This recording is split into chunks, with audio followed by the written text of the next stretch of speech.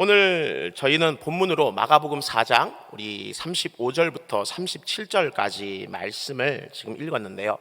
제가 하고자 하는 이야기는 마가복음 4장과 5장이 전체에 이제 어우러져 있는 그런 이야기입니다. 그러므로 이 성경을 좀 펼쳐 놓으시고 함께 이야기에 편안하게 따라오시면 될 것 같습니다.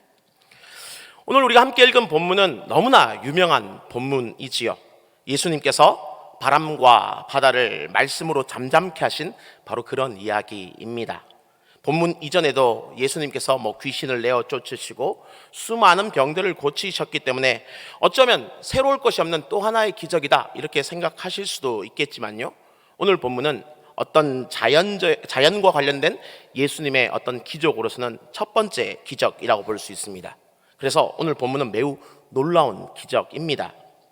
그래서 기적이 일어났을 때 곧 예수님께서 이 바람을 꾸짖으심에 바다가 잠잠해지는 그 일들이 일어나니까, 정말 바람과 바다가 잠잠해지니까 모든 제자들은 의문을 가졌습니다. 마가복음 4장 41절 말씀처럼이죠. 그가 누구이기에 바람과 바다도 순종하는가라는 것이죠.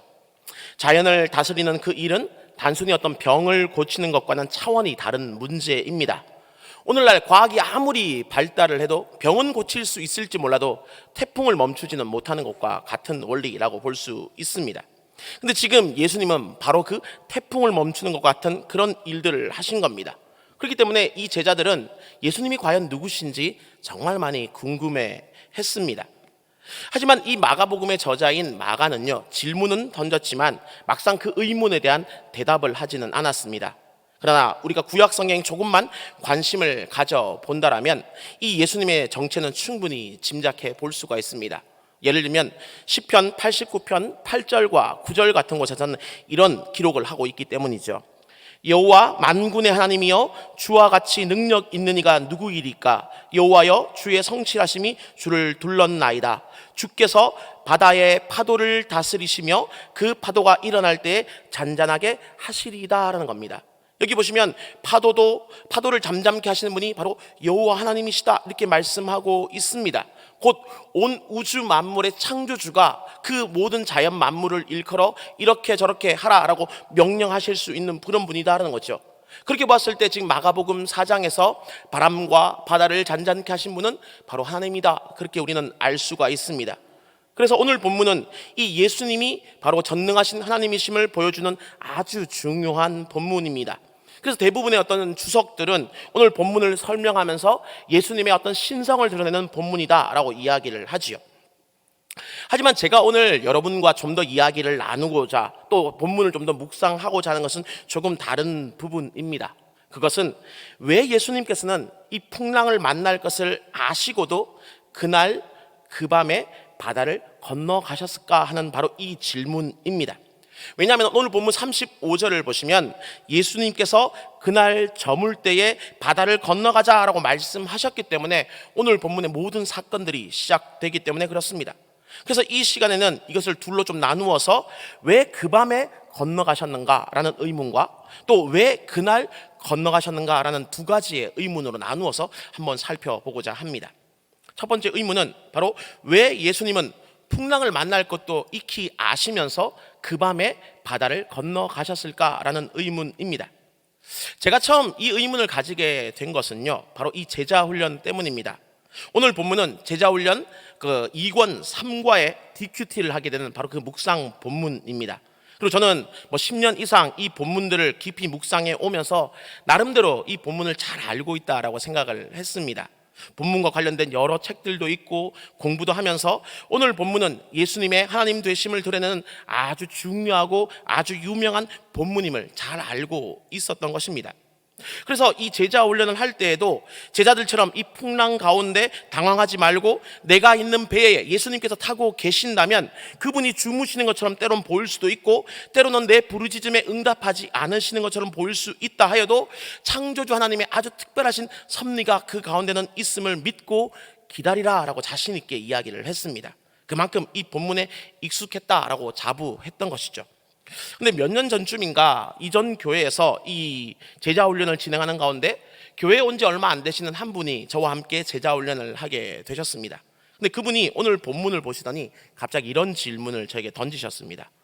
목사님, 예수님은 하나님이시니까 앞으로 일어날 모든 일들을 알고 계시겠죠? 네, 그럼요. 그분은 하나님이시기 때문에 모든 일들을 다 알고 계십니다. 그러자 그 다음 질문하셨습니다. 그 다음 왜 예수님은 그 위험스럽게 밤의 바다를 건너가신 겁니까? 본인이 하나님이심을 제자들에게 알려주시기 위해서 일부러 위험을 무릅쓰신 겁니까? 일부러 풍랑이 있는 그 바다로 지금 뛰어드신 겁니까? 제자들을 데리고? 사랑이 많으신 하나님이 어떻게 이러실 수가 있죠? 라는 질문이었습니다. 저는 그분께 예수님께서 일부러 위험을 무릅쓰신 것은 분명 아니다라고 말씀을 드렸지만 솔직히 그냥 속 시원한 어떤 대답을 드리지는 못했습니다. 왜냐하면 그때는 저도 이 예수님께서 왜 풍랑이 있는 이 바다에 그 밤에 건너가셨는지를 정확히 설명하기 힘들었기 때문입니다. 그래서 그 성도님의 질문은 오랫동안 제 마음에 어떤 짐처럼 남았습니다. 나름대로 이 성경의 선생되었다라고 얘기하고 특히 목사가 되어서 어떤 성경에 대한 질문을 했음에 불구하고 그 질문에 제대로 된 대답을 해주지 못했다라는 사실이 너무나 부끄럽고 자존심이 상했기 때문입니다. 그래서 저는 다시금 오늘 본문을 붙들고 씨름을 하게 되었습니다. 그러다가 저는 문득 이 마가복음 본문과 병행되는 누가복음 8장을 좀 더 주목을 하게 되었습니다. 누가복음의 그 저자인 누가는요, 예수님과 관련된 어떤 사건들을 조사해서 최대한 시간의 순서에 따라서 본문을 배열했기 때문입니다. 그런데 그 누가복음 8장에 보시면 이 오늘 본문 오늘 이 풍랑 본문이 거라사 지방에 귀신 들린 사람을 고치신 이야기와 같은 장안에 있으면서 연결되어 기록이 되어 있습니다. 그리고 마가복음도 실제로는 4장과 5장으로 나누어져 있을 뿐이지 이 풍랑의 사건과 거라사 사건은 둘이 연결되어서 기록이 되어 있습니다. 그래서 이전에는 4장과 5장으로 나누어져 있었기 때문에 연결을 생각하지 못하다가 누가복음 8장을 보면서 이 둘을 연결시켜서 보는 것이 좋겠다라는 생각을 문득 하게 되었습니다. 그리고 보니까 또 이 오늘 본문 35절을 보면 예수님은 저편으로 건너가자라고 말씀을 하셨는데 5장 1절을 보시면 예수님이 바다 건너편 거라사 지방에 이르렀다라고 기록을 지금 하고 있습니다. 곧 그렇게 보았을 때 예수님은 처음부터 이 바다 건너편 바로 이 거라사 지방에 할 일이 있으셨기 때문에 그 바다를 건너 오신 것입니다. 그렇다면 예수님은 과연 이 거라사 지방에서 무엇을 하시고자 건너 오신 걸까요? 그것은 바로 이 거라사의 광인을 만나는 일이셨습니다. 다른 이유가 전혀 없었습니다. 왜냐하면 예수님께서 5장 2절에서 배에서 나오신 이후로 18절에 다시 배에 오르시기까지 이 짧은 기간 동안 예수님께서 주도적으로 만난 사람은 오로지 거라사 광인밖에 없기 때문입니다. 곧 예수님은 바로 이 거라사 광인을 만나기 위해서 그 밤에 바다를 건너오신 것입니다. 그럼에도 불구하고 꼭 위험한 밤이었으면 했을까? 낮에 만나러 오시면 안 되었을까라는 의문이 사라진 것은 아닙니다. 왜냐하면 이 갈릴리 바다는요, 그 독특한 지형적인 이유 때문에 밤에는 풍랑이 자주 있는 곳이었고요. 더구나 예수님은 어떤 하나님으로서 그날 밤 풍랑이 일 것을 분명히 알고 계셨기 때문입니다. 그러다가 문득 이 오늘 본문을 다시금 이 거라사 광인의 입장에서 한번 생각을 해보게 되었습니다. 이것은 이 DQT에서 어떤 본문에 등장하는 인물의 관점으로 다시금 성경을 묵상해 보는 그런 방법인데요. 그런 방법으로 오늘 이 거라사 광인의 입장에서 오늘 본문은 어떤 의미를 가질까를 생각해 보았습니다. 근데 여러분 혹시 귀신 들린 사람을 혹시 만나 보신 적이 있으십니까? 아마 쉬운 경험은 아니실 텐데요. 저는 몇 번 만나본 적이 있고요. 제 가까운 친척 중에도 이 귀신이 들려서 오랫동안 고생한 일을 본 적이 있습니다. 그런데 여러분, 이 귀신에 들렸다고 해서 항상 어떤 정신없이 제정신이 아닌 것은 결코 아닙니다. 귀신 들린 사람도 가끔씩 제정신으로 돌아오는 순간들이 분명 있더라고요. 그리고 그때마다 그들은 자신들의 어떤 모습 때문에 참 많이 힘들어합니다. 이런 경험을 되새기면서 저는 오늘 본문을 보는 가운데 이런 상상을 한번 해보았습니다. 바로 이 폭풍이 부는 그 밤에 이 광인이 만약 잠깐 정신을 차렸다면 어떻게 되었을까라는 것이죠. 정신을 차리고 보니까 자신은 지금 시체들과 함께 무덤에 있습니다. 또 자신의 몸을 보니까 온통 쇠사슬에 묶였던 자국들, 스스로 몸을 헤쳤던 상처들로 가득 차 있습니다. 게다가 당시 귀신 들린 사람들은 가족들이 무덤에 가두었기 때문에 이제는 더 이상 자신의 어떤 주변에 내 편 들어줄 사람도 더 이상은 없는 그런 형편입니다.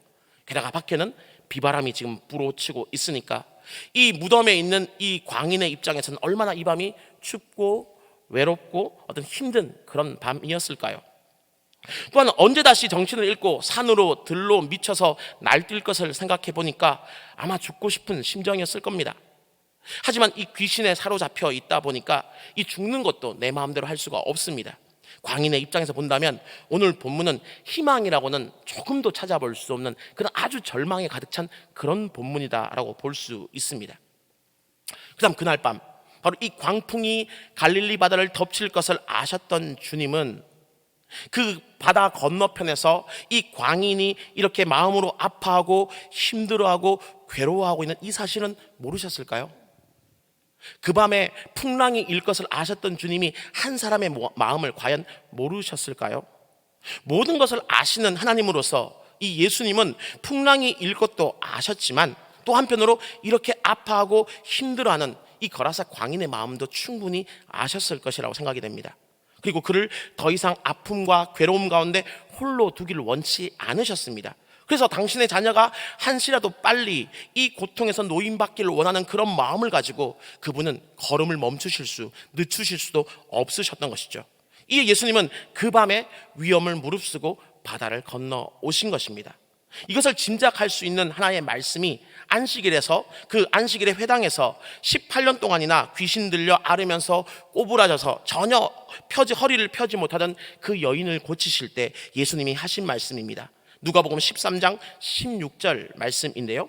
그렇다면 아브라함의 딸인 이 여자가 18해 동안이나 사탄에게 매여 있었으니 안식일에라도 이 매임을 풀어주어야 하지 않겠느냐라는 부분이었습니다. 예수님의 이 말씀은요, 바로 이 회당장이 이 예수님을게 이르러서 꼭 그 병을 고치시되 안식일에 고치셔야 되겠습니까? 다른 날 고치시면 안 됩니까? 라고 어떤 항변을 해왔기 때문입니다. 그러자 지금 예수님은 뭐라고 말씀하시느냐, 내 자녀가 단 한시라도 더 고통 가운데 있고 아픔 가운데 있고 문제 가운데 있는 것을, 사단에 매여 있는 것을 나는 더 이상 볼 수 없다, 그런 의미로 지금 이야기를 하고 계신 겁니다. 그리고 그런 예수님이라면 이 거라사 광인을 바라보면서도 마찬가지셨을 겁니다. 예수님은 이제 하나님의 그때가 되었기 때문에 한시라도 더 빨리 이 광인이 이 귀신에게 매여서 정말 고통당하며 울부짖기를 원치 않으시는 바로 그 마음을 가지고 늦추지 않고 그 밤에 광풍을 뚫고 지금 이 바다를 건너 오신 것입니다. 그래서 이 광인에게 그 밤은 어쩌면 외적으로 생각해 본다면 광풍의 밤, 풍랑의 밤, 아주 춥고 외로운 밤일 수 있겠지 몰라도 그 실상은 구원이 오고 있는 바로 그 새벽 직전의 밤, 바로 희망의 밤이라고 말씀드릴 수가 있습니다. 그러므로 혹시 여러분 가운데도 혹시 이 풍랑의 밤, 광풍의 밤, 어떤 매임의 밤을 보내는 분이 계시다면 희망을 가지시길 바랍니다. 왜냐하면 모든 것을 아시는 그 주님은 여러분의 그 풍랑과 매임, 이 모든 아픔들을 분명 알고 계시기 때문입니다. 그리고 당신의 그 자녀들의 그 풍랑을 잠재우시고 그 매임을 푸시기 위해 지금도 급하게 달려오고 계시기 때문입니다. 당장은 그것이 보이지 않고 그 정말 당장은 눈앞에 아무런 증거가 없는 것처럼 보일지 몰라도 이제 분명 멀지 않았습니다. 그리고 만약 그 풍랑의 밤이, 고통의 밤이 여러분에게 더욱더 깊어지는 것처럼 보인다면 저는 더더욱 소망을 가지시라 말씀드리고 싶습니다. 왜냐하면 해 뜨기 전 새벽이 가장 어둡기 때문입니다. 이 새벽만 지나면 이제 곧 태양이 떠오를 것입니다. 그리고 그때가 되면 주님이 분명 오실 것입니다. 바로 이 은혜로 여러분이 혹 겪고 있는 그 모든 밤들을 넉넉히 견뎌내시기를 주님의 이름으로 축원합니다. 하지만 이 밤에 바다를 건너신 것은 단지 이 광인만을 위한 것은 아니었습니다. 예수님은 단지 이 광인만을 위해서 지금 이 제자들을 풍랑의 그 위험 가운데 밀어 넣으신 것이 결코 아닙니다. 예수님은 어떤 목적이 정당하기 때문에 그 수단이나 방법은 좀 달라도 된다, 그렇게 생각하시는 분이 결코 아닙니다. 목적의 정당성 못지않게 그 방법의 정당성 역시 추구하시는 분이 주님이십니다. 그래서 예수님은 이 광풍을 지나는 그 밤을 통하여서 광인뿐만 아니라 이 제자들 역시도 어떤 주님의 뜻을 깨닫기를 원하셨습니다. 이 제자들은요, 오랫동안 예수님을 따라왔지만 자신의 사명이 무엇인지를 자주 잊어버리는 그런 제자들이었습니다. 그래서 요한복음을 보면 분명 이 베드로가 처음으로 예수님께 어떤 부르심을 받았음에도 불구하고 또 마태나 누가와 같은 마가와 같은 또 다른 어떤 복음서를 보면 다시금 이 베드로는 물고기 잡으러 가는 그런 모습들을 보여주고 있고요. 또 예수님께서 십자가에 달려 돌아가시고 난 다음에는 다시금 이 베드로와 제자들이 또다시 물고기 잡으러 가는 그런 모습들을 성경은 분명히 기록을 하고 있습니다. 예수님은 분명 이 제자들에게 더 이상은 물고기 잡는 것이 아니라 사람을 낚는 어부가 될 것이다 라고 말씀하셨지만 제자들에게 이 소명감은 너무나 부족했던 것 같습니다. 그래서 예수님은 지금 몸소 사람을 낚는 어부는 어떤 일을 해야 된다라는 지금 본을 보여주고 계시는 겁니다. 한 영혼을 살리시기 위해서 폭풍우를 뚫고 가는 그 모습을 보여주시면서 제자들에게 그 제자를 삼는 사람을 낚는 그 어부의 본을 지금 가르쳐 주신 겁니다. 물론 예수님이 살아 계실 때는 이 본을 보여주신 것이 아무런 의미가 없는 것처럼 보였습니다. 그들은 여전히 사람을 낚는 일보다는 누가 예수님 좌우편에 앉아서 권력을 잡을 것인가 하는 이런 일들에 더 열심인 것처럼 보였기 때문이지요. 하지만 예수님께서 승천하신 이후에 이 제자들은 아주 달라집니다. 이전에 나약하고 사명감이 약했던 그런 모습을 모두 떨쳐버리고 오늘 본문의 이 예수님처럼 사람을 낚기 위해서 죽음도 불사하는 그런 모습을 보여주게 되는 겁니다. 그래서 베드로, 안드레, 빌립 같은 제자들은 십자가에 달려서, 또 야고보는 참수를 당하고, 도마는 창에 찔려서, 작은 야고보는 돌에 맞아서, 열심당 시몬은 톱에 몸이 잘려서, 또 다른 어떤 제자들은 다양한 방법으로 모두 순교했다라고 전승은 이야기를 하고 있습니다. 예수님이 보여주신 그 영혼을 위해서 목숨까지도 내놓는 바로 그 본이 그 때가 되자 제자들에게 드디어 꽃을 피운 것입니다. 그리고 거기에 더하여서 오늘 본문은 제자들뿐만 아니라 지금 성경을 읽고 있는 우리에게도 도전을 주기 위한 그런 말씀입니다. 이것과 관련된 것이 바로 두 번째 의문인데요. 왜 예수님은 풍랑을 만날 것을 아시고도 그날 건너가셨을까라는 바로 이 의문입니다. 지금 이 본문이 얘기하고 있는 그날이 언제일까요? 본문 앞의 내용과 좀 관련이 되어 있는데요. 곧 이 날은 비유를 말씀하시는 그런 날이었습니다. 특별히 여러 가지 비유들이 있었고요. 그 비유 중에는 모든 비유의 기초가 된다라고 말씀할 수 있는 바로 이 네 가지 밭의 비유가 들어 있습니다. 곧 길가밭, 돌밭, 가시밭, 좋은 밭이 바로 그것이죠. 바로 예수님은 이 네 가지 밭의 비유를 말씀하시는 바로 그날, 바로 이 풍랑이 이는 바다를 건너가신 것입니다. 그리고 이 사실을 염두에 두고 오늘 본문을 읽게 되니까 오늘 본문에 등장하는 수많은 이들이 좀 더 입체적으로 제게는 다가오기 시작을 했습니다. 가장 먼저는 제자들이었는데요. 물론 나중에 이들은 앞에서 말씀드렸던 것처럼 예수님을 닮아서 목숨까지 내어놓는 아주 위대한 사도들이 됩니다. 하지만 오늘 본문에서는 아직 이들의 모습은 그렇지는 않습니다.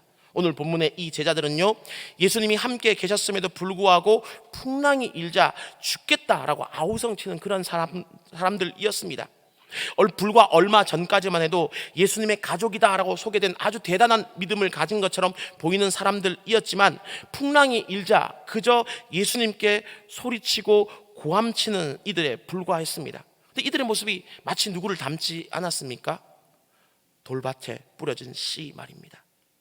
곧 말을 들을 때는 즉시 기쁨으로 받으나 환난과 박해가 일어날 때는 곧 넘어지는 자의 모습을 바로 이 제자들은 보여주고 있었던 것이죠. 그 다음 거라사 지방의 이 사람들이라고 볼 수 있습니다. 이들은 이 거라사 광인 때문에 오랫동안 고통받는 사람들이었는데요. 이들은 자신이 도무지 손쓸 수 없었던 바로 그 광인의 문제를 해결한 예수님을 만나게 되자 아주 놀라워하면서 두려워하는 그런 모습을 보이게 됩니다. 하지만 막상 그 광인을 고친 대가를 생각하고 나자 이들의 태도가 돌변해 버립니다. 광인을 고친 대가가 뭐였습니까? 이 거라사 지방에서 치고 있던 2,000마리의 돼지떼 아닙니까? 광인의 목숨 하나를 살리기 위해서 2,000마리의 돼지떼가 희생되었다라는 이 이야기를 듣자마자 이 거라사 지방의 사람들은 두 번도 고민하지 않고 예수님께 이렇게 요청합니다. 우리를 떠나십시오. 우리를 떠나십시오. 이 모습은 또 누구를 닮은 것 같습니까? 가시밭에 떨어진 씨 같지 않습니까? 이들은 말씀을 듣기는 하되 세상의 염려와 재물의 유혹과 기타 욕심이 들어와서 말씀을 막아 결실하지 못하게 되는 자 말입니다. 그리고 안타깝게도 이 예수님이 떠남으로 말미암아서 그 떠난 자리에 이들과 함께 남은 이들은 누구였느냐? 끝까지 돼지떼에 들어갈 때까지도 끝까지 그 지방을 떠나지 않고 남아있던 바로 군대 귀신들 밖에 없다는 것이 참 안타깝습니다. 그리고 세 번째 등장하는 인물은 바로 12의 혈루증을 앓은 바로 그 여인이지요. 바로 이 여인이 좋은 밭의 전형이다라고 말씀드리고 싶습니다. 예수님의 소문, 그 말씀에 대한 소문들을 듣고는 그 믿음의 결실을 맺기 위해서 과감한 결단의 행동들을 하는 모습을 이 여인은 보여주고 있기 때문입니다. 그렇다면 이 길가밭은 또한 누구겠습니까? 구원을 받지 못하는 이들이기 때문에 본문에 기록되지 않았을 가능성도 있고요. 아니면 혹시 36절에서 풍랑 전에 분명 예수님과 함께 출발을 했지만 어느 순간 성경에서는 사라져버린 이 다른 배들에 타고 있던 사람들은 아니었을까 한번 짐작해 보기도 합니다. 이렇게 봤을 때 이 5장 가운데는요, 오늘 본문 바로 4장에 등장하는 4가지 비유의 어떤 모습들을 잘 보여주는 인물들이 등장을 하게 됩니다. 하지만 이 인물들 다음에 또다시 중요한 인물이 한 명 더 등장을 하지요. 바로 야이로입니다. 저는 이 마가가 4가지 밭의 전형의 모습을 보여준 다음에 바로 이런 사람들 다음에 이 야이로를 등장시킴으로 말미암아서 이 성경을 읽고 있는 우리를 이 야이로의 위치에 세운다라고 생각이 됩니다. 그러면서 예수님께서 야이로에게 믿음의 선택, 두려워하지 말고 믿기만 하라라고 말씀하셨던 그 믿음의 선택을 하길 원하셨던 것처럼 이 우리에게도 역시 믿음의 선택을 하라라고 지금 요청을 하고 계시는 것이죠. 그다음 마지막 의문입니다. 어떤 선택이 과연 믿음의 선택이라고 말할 수 있을까요? 이 대답은 다시금 앞에 거라사 광인의 문제로 되돌아가게 됩니다. 제가 오늘 이야기를 시작하면서 광인에 대한 이야기로 시작을 했기 때문에 아마 많은 분들은 나는 광인이 아니기 때문에 본문과는 아무런 상관이 없다라고 생각하실 수가 있습니다. 하지만 엄밀히 우리가 한번 생각을 해봅시다. 과연 우리가 광인과 다를 바가 없을까요? 이 사람이 왜 광인이 되었습니까? 사탄에게 매여 있기 때문에 그런 것 아닙니까? 그렇기 때문에 어떻게 생각해 본다면 그들과 우리의 어떤 모습, 이 광인과 우리의 모습이 겉으로 드러나는 어떤 행태의 모습이 다를 뿐이지, 만약 예수님께서 우리를 찾아와 만나주지 않으셨다면 우리 역시 죄의 사탄에 매여 있는 이 광인과 별반 다를 바 없는 모습 아니겠습니까? 미친 행동들, 어떤 미치광이의 모습들을 보이지 않을 뿐이지 우리도 끊임없이 이 세상 것들을 바라보는 그런 모습으로 살아가지 않겠습니까? 이 땅이 죽은 자들의 어떤 무덤인지도 모르고 그들과 똑같이 이 무덤 가운데 살면서도 어떻게 하면 이 무덤 가운데 더 호화로운 무덤을 짓기를 원하느냐, 우리는 그런 모습으로 살아갈 수 있고요. 또 과연 내가 묶여 있는지, 상처가 났는지, 아픔을 겪고 있는지 전혀 알지 못하는 어떤 이 광인과 같은 삶을 우리는 살았을 겁니다. 예수님이 우리를 만나주지 않으셨다는 말입니다. 하지만 이 주님께서 광인을 만나 주셨듯이 오늘 우리를 만나 주셨기 때문에 우리는 이 땅이 죽음으로 가득 찬 무덤과 같은 땅임을 알고 있고요, 우리 소망을 이 땅에 두지 않습니다. 또 지금까지 우리가 그 죄의 쇠사슬에 매여 있었고 수많은 영혼의 아픔들로 말미암아, 상처들로 말미암아 정말 아파하고 있었다는 그 사실들을 깨닫게 되는 것입니다. 어떻게 해요? 주님이 우리를 먼저 찾아와 만나 주셨기 때문입니다. 그리고 이제 이 주님의 은혜로 그 모든 묶임과 상처들에서 노임받아서 이렇게 주님 앞에 나와서 우리가 예배드리고 찬양하고 감사를 드리며 천국의 소망을 품고 살아가는 것입니다. 하지만 이것은 결코 끝이 아닙니다. 이 고침을 받은 이후에 계속해서 주님과 함께하는 그 삶을 소망했던 이 광인에게 예수님은 예수님과 함께 동행하는 그것을 거절하셨습니다. 대신 어떻게 말씀하시느냐? 집으로 돌아가서 아직 이 기쁨의 소식, 복음을 알지 못하는 가족들과 주변 사람들에게 주님의 은혜를 알리기를 원하셨다라는 것입니다. 마가복음 5장 19절부터 20절까지의 말씀인데요, 그에게 이르시되 집으로 돌아가 주께서 내게 어떻게 큰 일을 행하사 너를 불쌍히 여기신 것을 내 가족에게 알리라 하시니, 그가 가서 예수께서 자기에게 어떻게 큰 일을 행하셨는지를 데가볼리에 전파하니 모든 사람이 놀랍게 여기더라 하는 것입니다.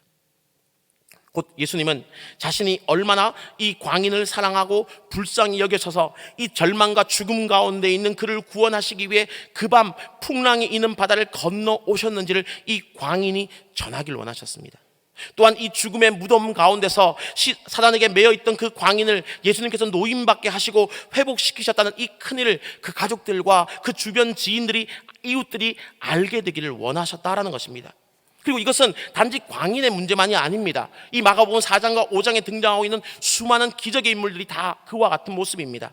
제자들을 풍랑 가운데서 건지신 이유도, 12의 혈루증 앓았던 그 여인을 고치셨던 그 이유도, 이 죽은 야이로의 딸을 살리셨던 그 모든 이유도 같습니다. 주님께서 얼마나 그들을 불쌍히 여기셔서 그들을 위해서 큰 일을 행하셨는지 그들이 온전히 깨닫고 자신만 알고 있는 것으로 멈추는 것이 아니라 그 일을 주변 가운데 알리기를 주님은 무엇보다 원하셨다라는 것입니다. 그리고 이 원리는 이 본문의 인물들뿐만 아니라 어쩌면 야이로의 위치에 있는 오늘 우리에게도 똑같이 적용되는 그런 원리입니다. 우리 역시 주님이 찾아와 주셨습니다. 주님이 만나 주셨습니다. 만약 주님이 찾아와 주시고 만나 주지 않으셨다면 다시 한번 말씀드리지만 우리가 과연 사단에게 매여있던 광인과 다를 바가 무엇이겠습니까? 근데 주님이 우리를 찾아와 주시고 만나 주심으로 말미암아 우리를 죽음의 그 무덤에서 끄집어내 주셨습니다. 사단의 모든 결박도 풀어 주셨습니다. 상처를 싸매 주시고 외로운 우리의 친구도 되어 주셨습니다. 그리고 이를 위해 주님은 그 광풍의 바다를, 십자가를 지시기도 결코 마다하지 않으셨습니다. 그러면서 예수님은 주님이 과거 이 광인에게 행하셨고 오늘 우리에게 행하신 그 모든 큰 일들이 다른 곳에 전파되기를 원하십니다. 왜냐하면 아직도 이 광풍의 바다 건너 그 어딘가에는 자신이 버려졌다라고 생각하며 울고 있는 수많은 광인들이 있기 때문입니다. 또한 이 바다 건너 어딘가에는 사탄에게 사로잡혀서 자신이 정말 광인이라는 그 사실도 모르고 죄와 세상에 미쳐있는 수많은 이들이, 그 수많은 광인들이 분명 존재하기 때문입니다. 하지만 분명 예수님은 그들을 위해서도 광풍의 바다를 건너 가실 것입니다.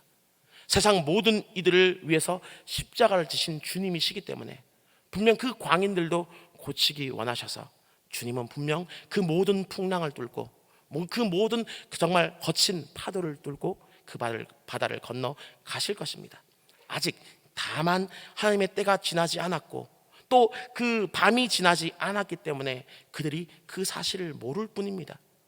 그래서 주님은 더욱더 어쩌면 이 사실을 먼저 알고 있는 우리에게 말씀하시는지도 모르겠습니다. 우리는 끊임없이 변화산 산상에서 주님 옆에 있기를 원하는 것처럼 그렇게 끊임없이 주님 곁에서 주님의 그 은혜로 나는 만족합니다, 나는 감사합니다, 나는 주님 곁에 있음으로 충분히 행복합니다, 이런 삶을 머물길 원하시지만 주님은 그렇지 않고 돌아가 주께서 내게 어떤 큰 일을 행하사 너를 불쌍히 여기신 것을 전하라 라고 우리에게 말씀을 하고 계시는 것입니다.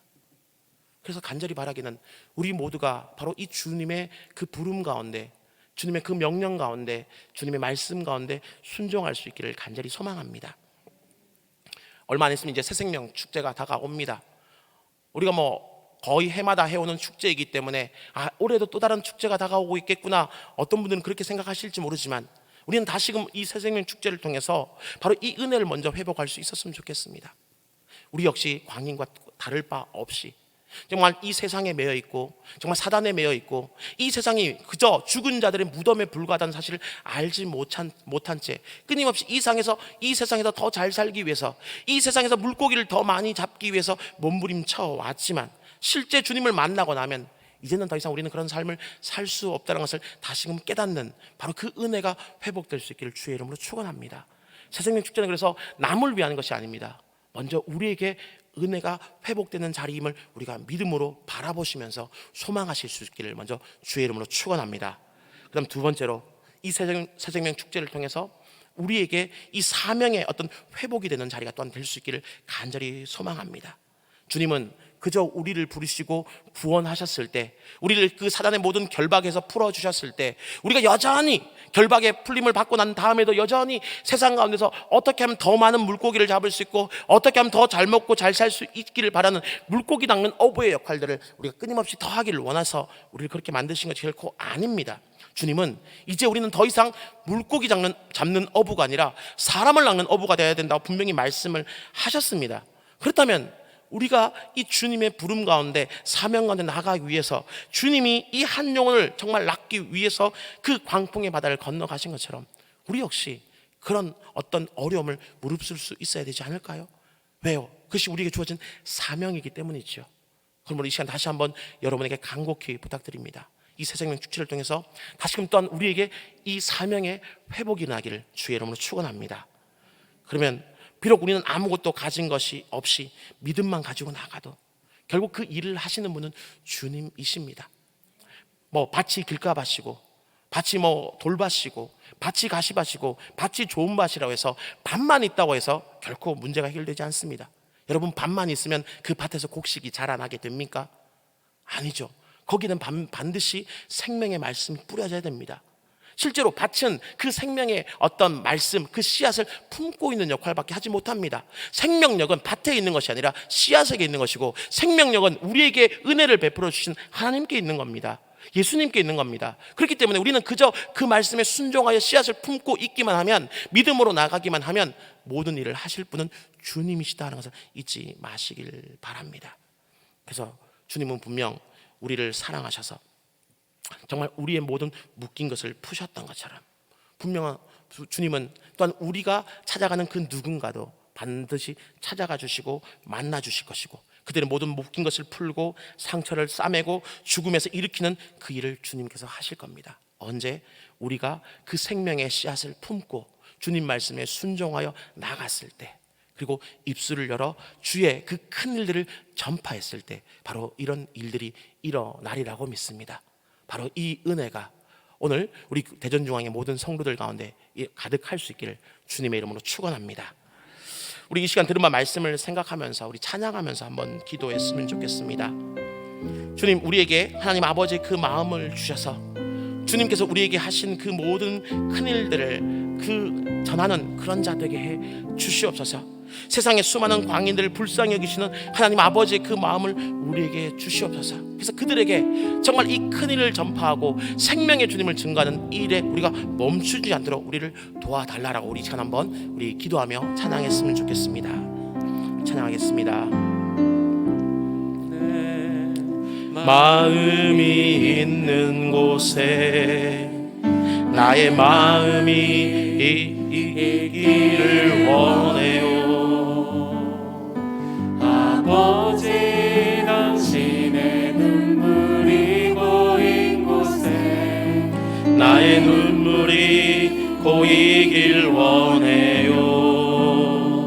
아버지, 당신이 바라보는 영혼에게 나의 두 눈이 향하길 원해요. 아버지, 당신이 울고 있는 어두운 땅에 나의 두 발이 향하길 원해요. 나의 마음이 아버지의 마음 알아. 내 모든 뜻 아버지의 뜻이 될 수 있기를 나의 온 몸이 아버지의 마음 알아. 내 모든 삶 당신의 삶 되기를. 다시 한번 아버지, 아버지, 당신의 마음이 있는 곳에 나의 마음이 있기를 원해요.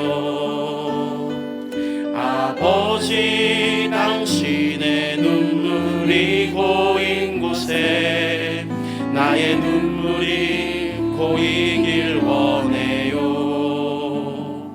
아버지, 당신이 바라보는 영혼에게 나의 두 눈이 향하길 원해요. 아버지, 당신이 울고 있는 어두운 땅에 나의 두 발이 향하길 원해요.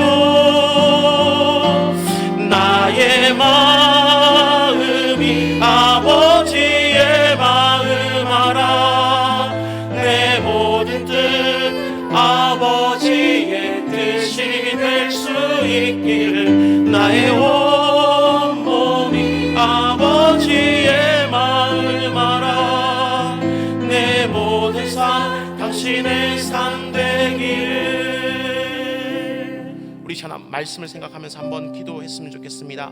주님, 우리에게 하나님 아버지 그 마음을 주시옵소서.